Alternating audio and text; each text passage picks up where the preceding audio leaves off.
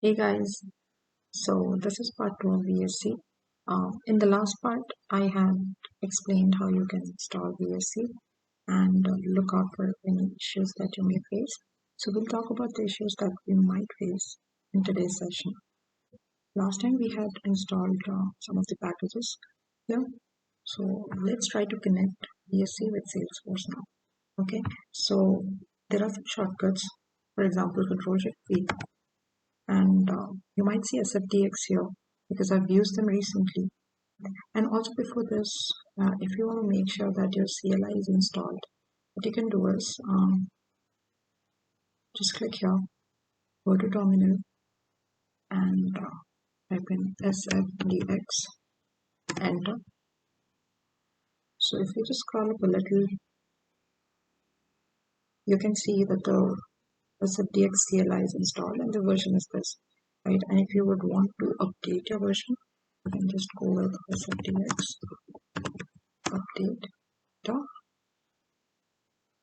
So it will basically update from 7.1 to 7 to the latest version, right? So while it is updating, we are good with this.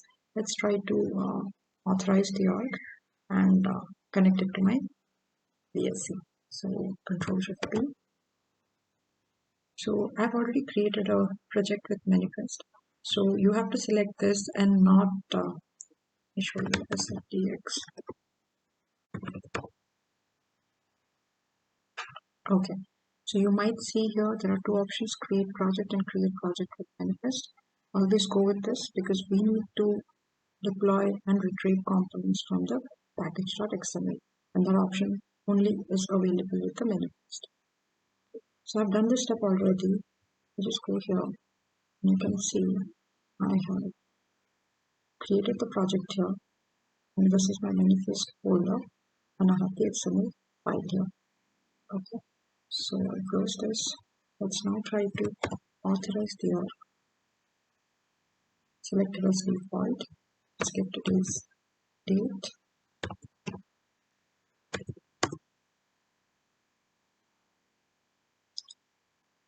Okay, this is taking me here to login. Okay, and what you see on the screen right now is MFA, which is multi-factor authentication.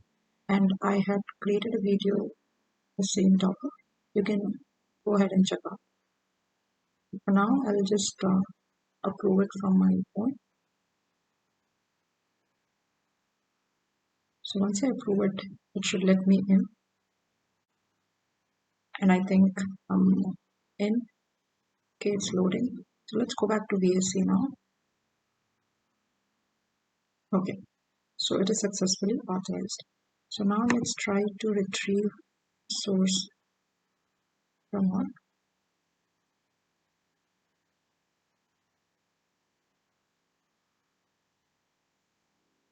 Awesome. So we have everything right here.